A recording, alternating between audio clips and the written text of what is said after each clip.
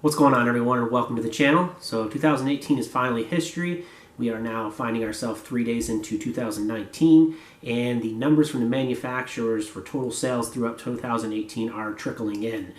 So let's go ahead and take a look at the American muscle car market and find out who the winners and losers are.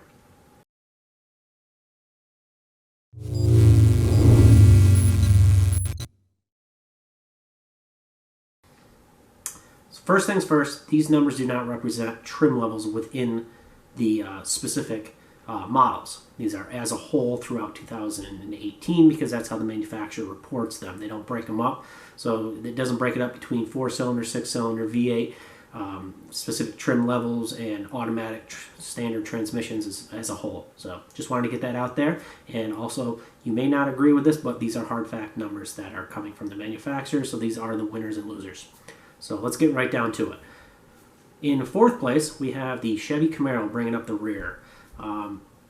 So it's not specifically just for 2018 model year Camaro. This is for all the Camaros that were sold within 2018. So you have 2018 model years and the new 2019s that were sold prior to the end of the year that go into these numbers. And that's going to hold true for the rest of the vehicles in this category as well. So just keep that in mind. So it's not specifically one model year. It's what was sold for that model within a year. So you can have 18 and 19s mixed in there because 19s are out before we're out of 2018. So that being said, the Camaro comes in fourth place.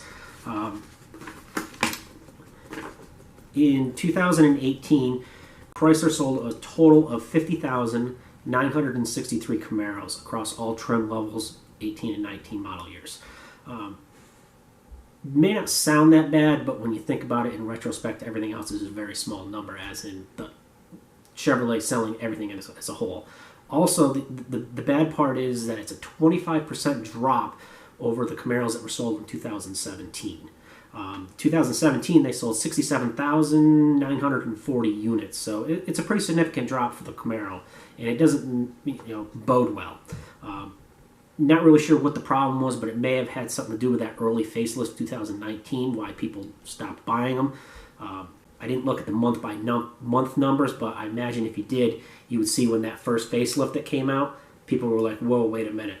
And they waited until, Chevrolet rushed that new facelift because of all the bad press and everything else that everybody was saying. So that may have a small part into it. I'm not sure what else would have caused it, but that's how it ended up. And hopefully the sales will pick up and it won't end up being 2002 all over again when Chevrolet did, discontinued the Camaro back then. So hopefully that doesn't happen.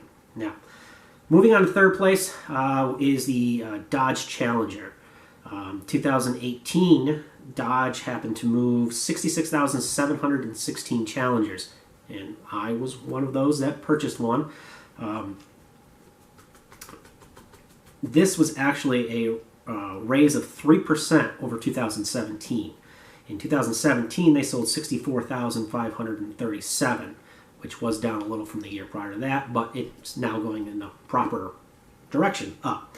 I'm sure the Demon had something to do with that, being that they were all sold in 2018, so that probably helped the sales. So they probably stayed steady and flat across the board with 2017 numbers, and then once that Demon hit, boom, they kicked it up a notch with the Demon, because you had other people buying Demons that weren't necessarily Mopar fans to begin with, but it's a Demon, so they had to have it.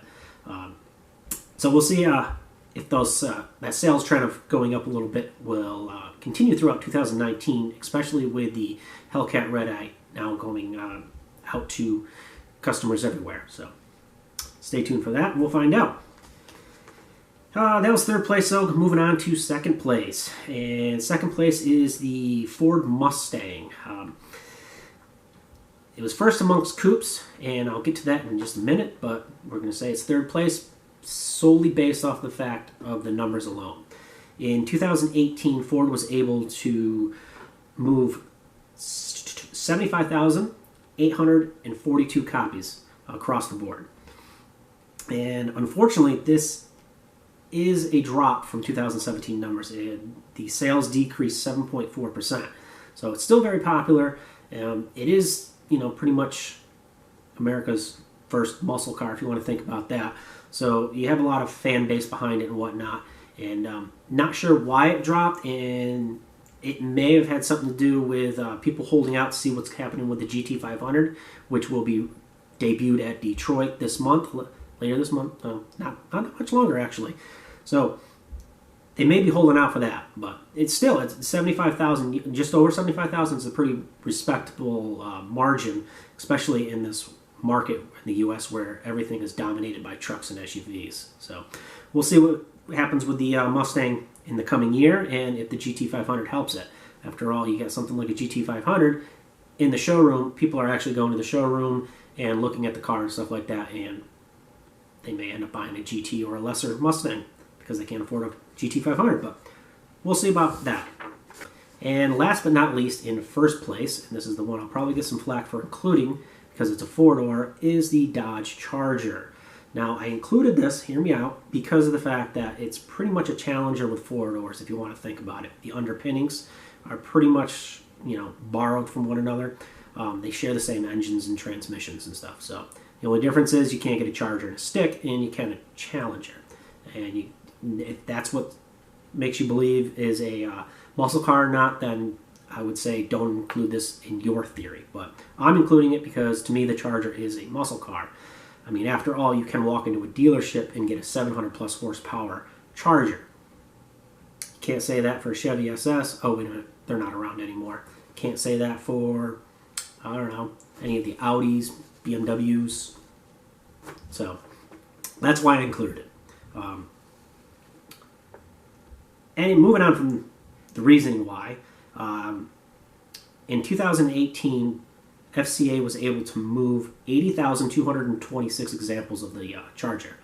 Now, unfortunately, year over year from 2017 to 2018, this actually was a drop for them.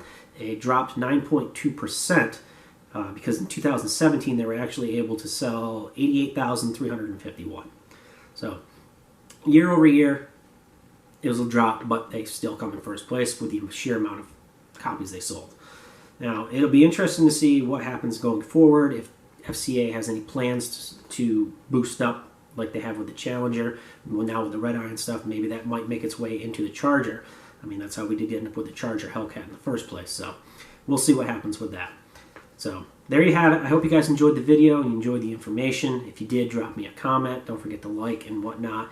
And if you really did like this, let me know. I was actually thinking about doing some other categories to compare the sales and who would win in their segment, like trucks and SUVs and stuff like that. So if you want to see something like that, let me know. And I will catch you guys next time around.